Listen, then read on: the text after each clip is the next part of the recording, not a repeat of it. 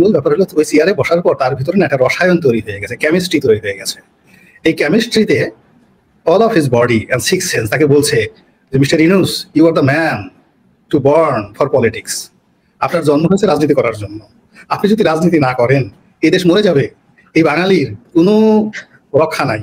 তো কাজেই ওই যে রসায়ন তার ভিতর থেকে অক্সিজেন, নাইট্রোজেন, হাইড্রোজেন প্রত্যেকটা জিনিস প্রতিটা মুহূর্তে থেকে পাম্প দিচ্ছে যে শেখ হাসিনার মতো মানুষ যদি 15 বছর ক্ষমতায় থাকতে পারে, তো আপনার কাছে শেখ হাসিনার বুদ্ধি পিঁপড়ার মতো বুদ্ধি।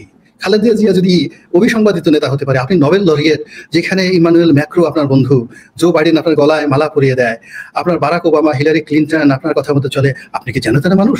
আপনার মতো মহাপুরুষ এই বঙ্গে, বাংলা, বিহার, উড়িষ্যায় গত কোনোদিন জন্ম নেয়নি। তো আপনি রাজনীতি না করলে কি করবে বলেন? আপনার জন্য আপনি এই বাংলার রহমত স্বয়ং আল্লাহ এই বয়সে আপনাকে তো আরো আগে পাঠাতে পারতেন, কেন পাঠাননি?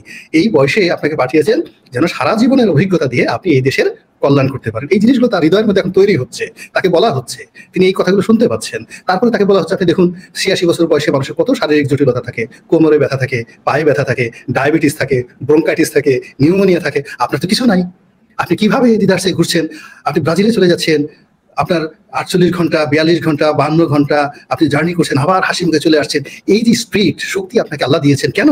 এই বাঙালি জাতিকে সেবা করার জন্য।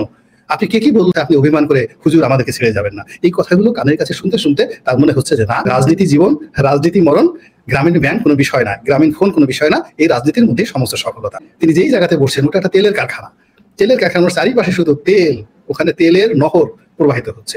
এখন ওই নহরের মধ্যে ডক্টর ইউনূস দূরের কথা, তার চেয়ে বড় মহামানব যারা আছে কেউ ওর থেকে রক্ষা পায়নি। তাহলে কাজেই তার যতটুকু সামর্থ্য আছে শেষ সময় পর্যন্ত, শেষ ক্ষণ পর্যন্ত সর্বোচ্চ চেষ্টা করবেন তিনি ওই ক্ষমতার চেয়ারটাকে আঁকড়ে ধরে রাখার জন্য।